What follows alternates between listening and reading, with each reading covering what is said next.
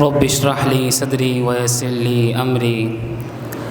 واحلل عقدۃ من لسانی یفقہوا قولی۔ پڑھ کلمہ دل میں بغض رکھے، ایسے دل بے ایمان کا کیا فائدہ،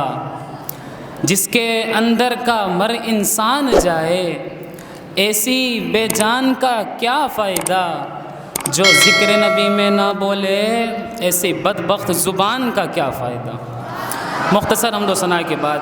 میرے نہایت ہی واجب القدر واجب الاحترام میرے اساتذہ کرام اور میرے ہم مکتب ہم سفر ساتھیوں، السلام علیکم ورحمۃ اللہ وبرکاتہ۔ آج مجھ بندہ ناچیز کو جس عظیم موضوع پر لب کشائی کرنے کا موقع مل رہا ہے، اس کا عنوان سخن ہے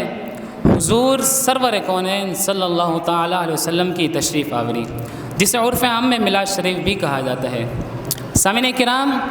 آج کچھ لوگ ہم پر یہ اعتراض کرتے ہیں کہ تم لوگ میلاد مناتے ہو، میلاد منانا شرک ہے، یہ تو بدعت ہے، اور بعض نے کہا یہ تو حرام ہے۔ میں ان کو یہ بتلانا چاہتا ہوں کہ اللہ رب العزت نے اپنی لاریب اور بے عیب کتاب قرآن مجید فرقان حمید کے 3 پارہ سورہ آل عمران کے اندر ارشاد فرمایا، وَإِذْ أَخَذَ اللَّهُ مِيثَاقَ النَّبِيِّينَ لَمَا آتَيْتُكُم مِّن كِتَابٍ وَحِكْمَةٍ إِلَى آخر الآیہ۔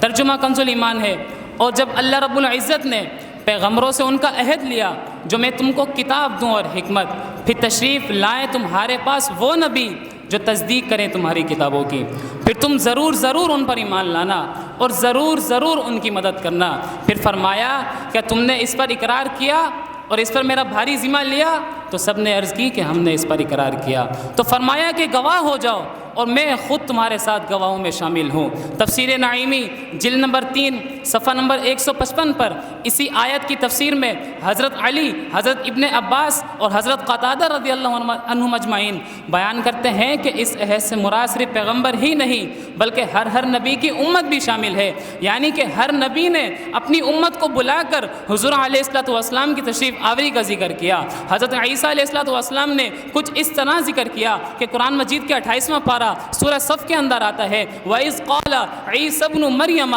يَا بَنِي إِسْرَائِيلَ إِنِّي رَسُولُ اللَّهِ إِلَيْكُمْ مُصَدِّقًا لِمَا بَيْنَ يَدَيَّ مِنَ التَّوْرَاةِ إِلَى آخر الآیہ۔ اور یاد کرو جب عیسیٰ ابن مریم نے اپنی امت کے لوگوں سے کہا کہ اے لوگوں، میں تمہاری طرف اللہ کا رسول ہوں اور میں تصدیق کرتا ہوں اپنے سے پہلے کتاب توریت کی، اور میں بشارت سناتا ہوں اس رسول کی جو میرے بعد تشریف لائیں گے اور ان کا نام احمد ہوگا۔ دوسری جگہ پہ ارشاد فرمایا، قل بفضل اللہ وبرحمتہ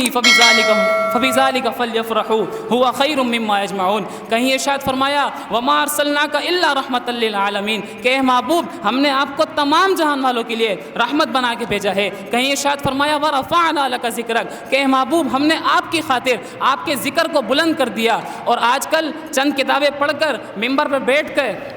جو یہ فتوے جھاڑتے ہیں کہ میلاد منانا شرک ہے یا میلاد منانا بدعت ہے، میں ان کو یہ بتانا چاہتا ہوں کہ قرآن مجید کی ان آیات سے یہ بات ثابت ہوتی ہے کہ میلاد منانا شرک نہیں، میلاد منانا بدعت نہیں، بلکہ میلاد منانا اللہ رب العزت کا حکم بھی ہے اور انبیاء کرام کی سنت بھی ہے۔ کہ کی نہ کتا یار نے ایک یار واسطے،